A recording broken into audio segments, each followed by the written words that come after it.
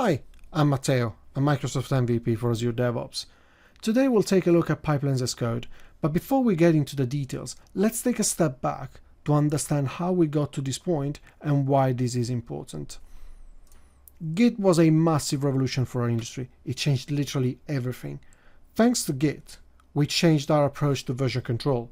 We started embracing concepts like social coding, open source, and inner source, and we even create content today with it via Markdown and one of the many static site generators out there. So it is clear that the new world is as code. Infrastructure as code has been around for a while, configuration as code has been around for a while as well, and it's now pipelines as code that's all the rage. But how is the industry getting along? Because all of our favorite stacks are moving there, it's clear that everyone is going towards the pipelines as code direction. But is it something actually new? Well, not really. Cruise control natively supported them, and it was 2001. A little ahead of times, I reckon, but still, the idea was out there. It was just a little bit early, if you like, for that.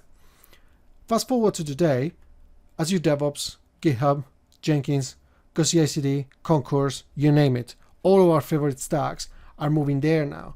And that's because we're moving away from an approach that used to be GUI first towards an approach that's code first. So everything goes around code. As expected, Azure Pipelines fully supports them. It's the same engine with different entry points.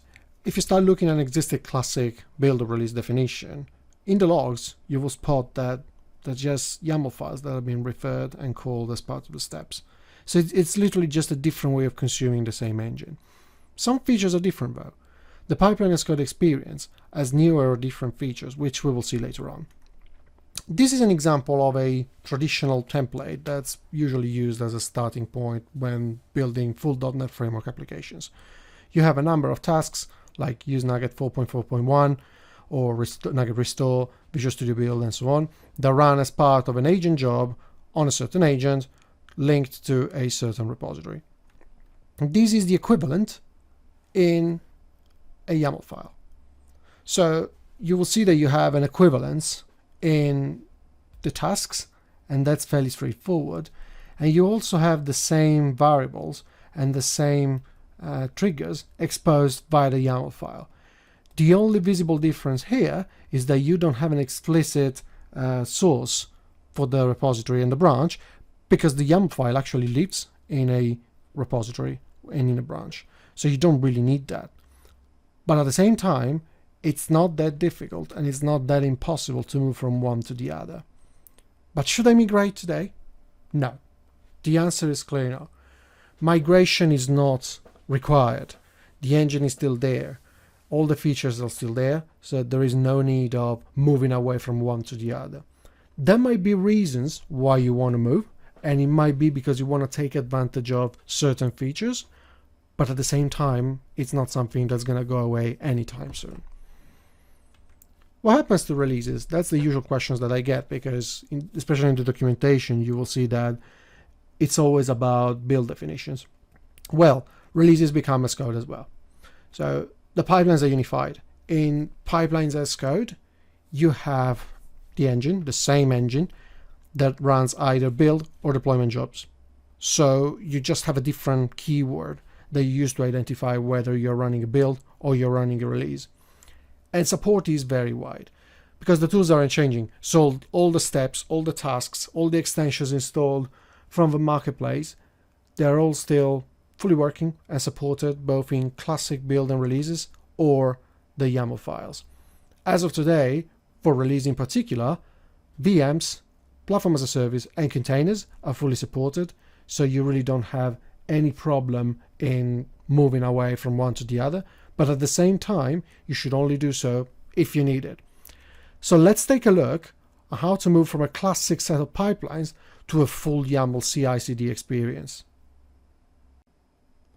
So this is how your Azure Pipelines Hub looks like after enabling the multi-stage pipelines feature flag in your Azure DevOps organization.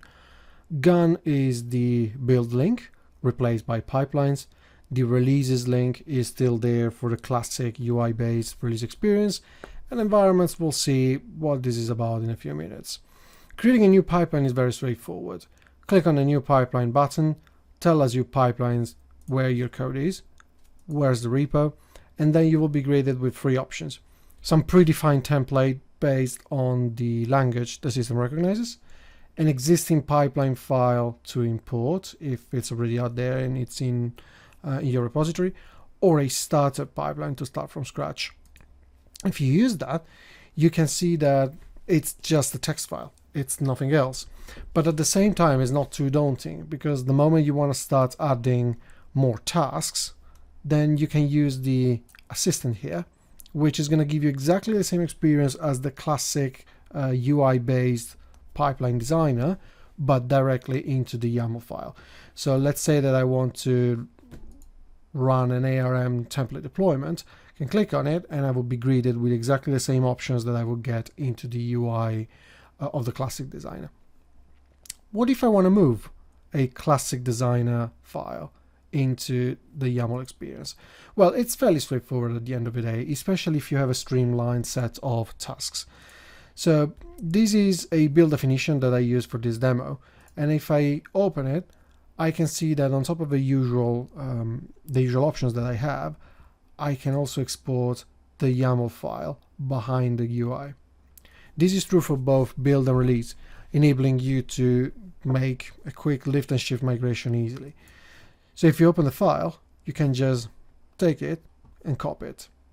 This runs a number of tasks. It's fairly simple, but at the same time is not the simplest build definition that you can find around, and is not the usual set of templates that you see around.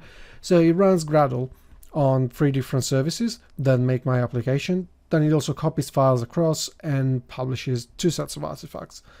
This is fairly simple, but at the same time, it gives you an idea of what it takes to move away. Creating a new YAML pipeline, then it gets very easy, because from your existing files, you can just create a new pipeline, use the repo that you're interested in, pick up a startup pipeline, and using that, you just need to replace everything except the trigger. If you paste this here as it is, the only change you need to make is to replace the name of the agent pool to a different syntax. In this case, we need to change the property to VM image, and we need to change it to the name of the VM that's in use. It's just a different parameter, and it's actually exposed in the UI designer as well, but that's how the YAML pipelines work. So we replace these with BS 2017-Win 2016. This is all you need to get started. It's exactly the same pipeline. It's exactly the same set of tasks that will run, and it will be going there as it is. So let's save it and run it.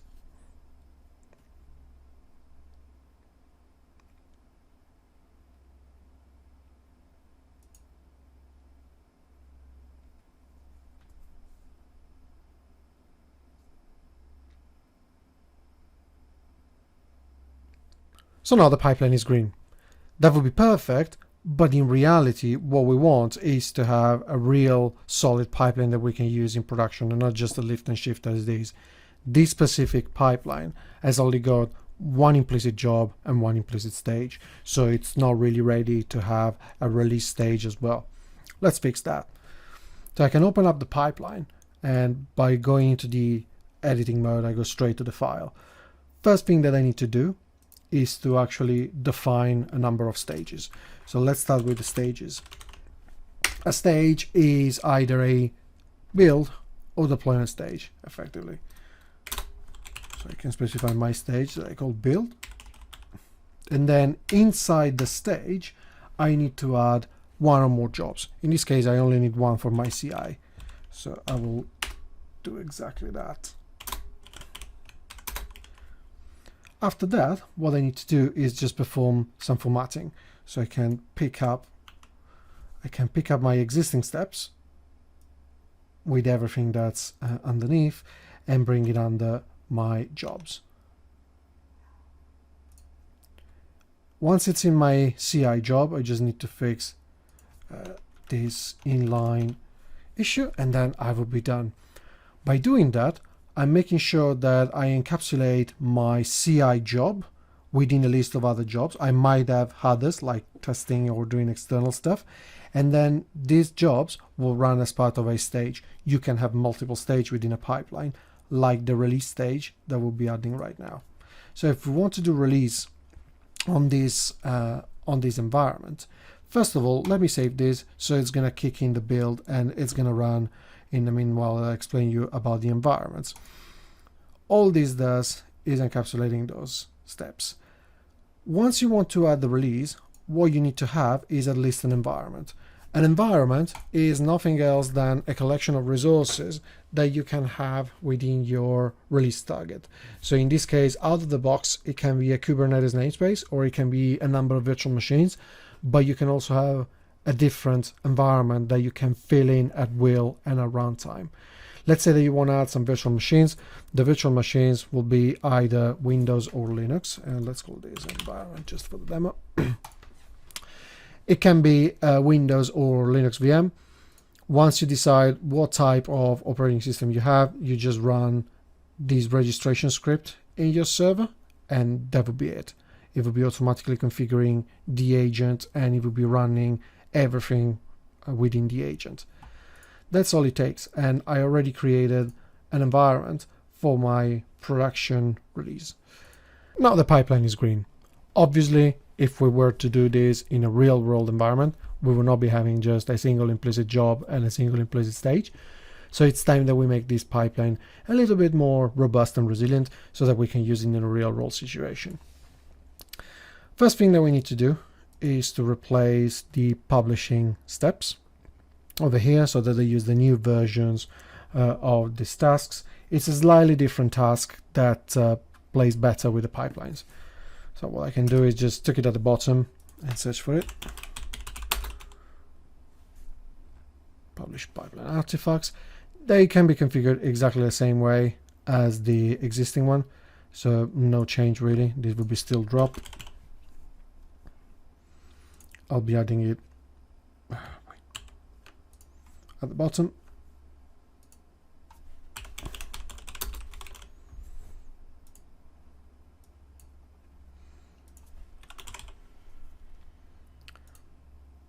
And I will be doing the same with the other one.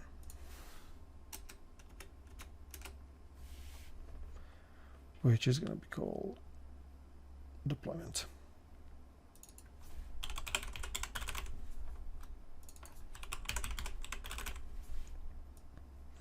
Once done, I can cut this, replace the other two tasks, and format them as usual. Now the next step would be adding the deployment stage. So we can go at the bottom and start adding a new stage. That's going to be a deployment.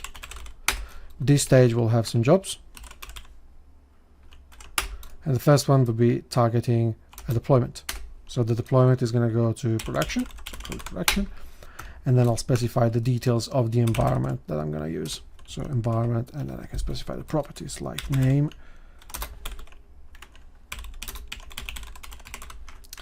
the resource type, which is going to be virtual machines, and the tags that I'm going to use. I just added a tag called MRP into my VM. After that, I need to specify the strategy. The strategy is a way that you can define jobs to run against a target. It could be run once, like in the example that I use in a moment.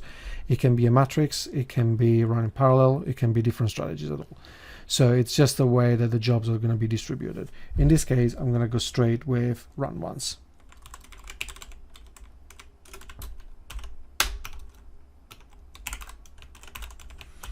After that, it's going to be a deployment stage directly, because I'm not going to run any pre-deploy steps, and then the steps that I'm interested in. On the steps over here, what I need to add is two steps that actually download and consume the pipeline, as in the real world I might not be running this pipeline within the same file. In this case it's a bit unnecessary, but I will just do it for the demo to show how to do it in case you have separate pipelines that will run. So it's going to be download pipeline artifact twice, and it's going to be from a specific run in this case. So I'm going to specify the project that I'm interested in, which is parts unlimited MRP. The build pipeline that I'm interested in, again, it's the same one, so this is unnecessary, but it's just to show what the process would be like if you have a separate stage that runs in a different file. And over here, I'll just pick up the latest version from the definition I'm interested in. That's all I have to do. I just need to specify what's the artifact name that I want. And given that I never run that, I don't have it, but it's going to be drop. And I can copy this and paste it again, just to have the second one that's going to pick up the deployment artifacts. From there onwards, I just need to add an extra step. That's going to be running my bash script that I use. So just run a bash script. This script is going to be within the artifact. It comes from the deployment one. So it is like this. Then it's going to be contained in a folder called deploy, and the file is called deploy mrp app.sh. Now I'm not making this up, but oops, actually I am not making this up. I'm going to show you just because I remember that.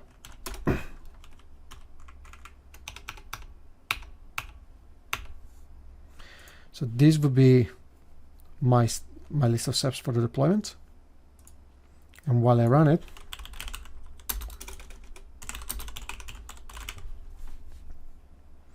I'll show you where this path comes from. So this is running now. And within my pipeline, I created two sets of artifacts. This is from the old one, but it's the same. The deployment artifact will have a deploy path, folder that contains my deploy underscore mrp underscore app.sh. So now my pipeline is running, and it's going to run two stages, not just one. The first stage is the build with a CI stage, and the second one will be a deployment stage targeting production.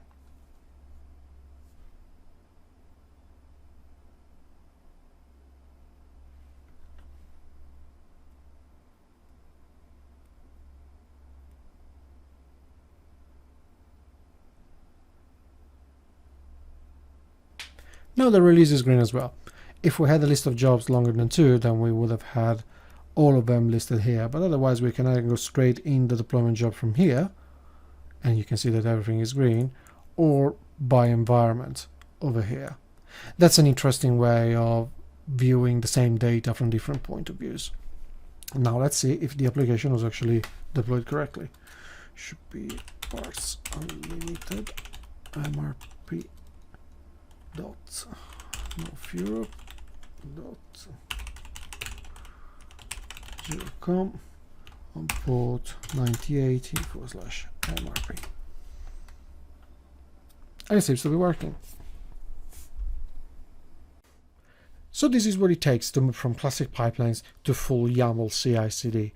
Obviously, the demo is fairly simple and it's not a complex application running in a real production environment, but I hope that it gives you a flavor of what's required to move from one entry point to the other.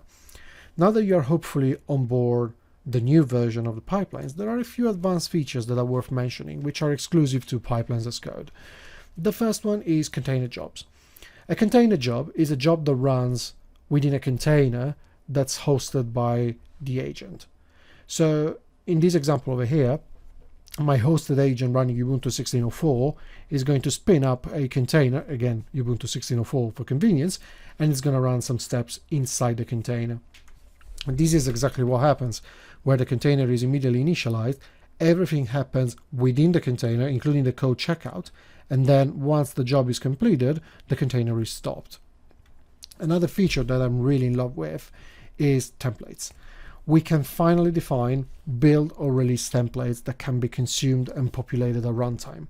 This means that we have facilities where we have a number of well-known steps that we can run at the same time on different target environments, or potentially with variables populated on the fly for your templates.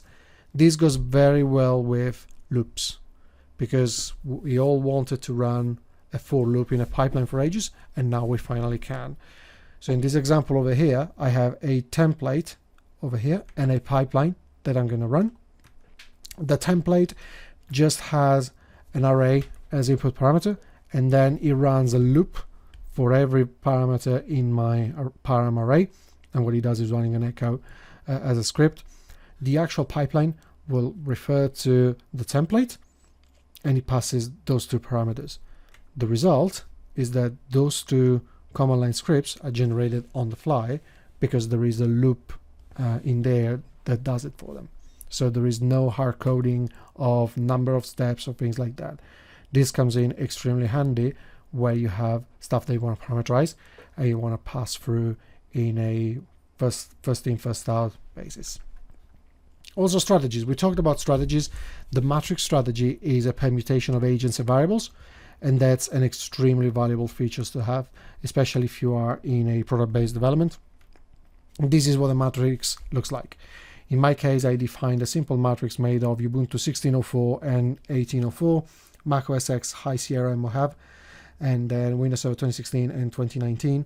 I specified the version of the image that I want to run, and for example, the version .NET Core that I'm interested in just for the demo. So what will happen is that, did it on purpose, one of the two versions of .NET Core will fail on a certain image, and this would be the result. So in my permutation, version 2.2.x of .NET Core fails for whatever reason, while version 3.1.x always works. And that again is just to show that you can run exactly the same build definition, exactly the same set of steps, but against a known matrix. So summarizing, those two systems can live together. They are just two entry points to the same engine, so they can coexist with no problem whatsoever. There is no migration required today. If you want to move away from one to the other, it is relatively easy. Each system has got different features. So if you go for the classic UI-based pipeline, you will have a GUI and you will have different features compared to the relative inconvenience of not having a GUI, but having like container jobs or matrices. They're just different features. So you can decide and choose what's the preferred approach for you based on your requirements. So thank you very much for watching this video.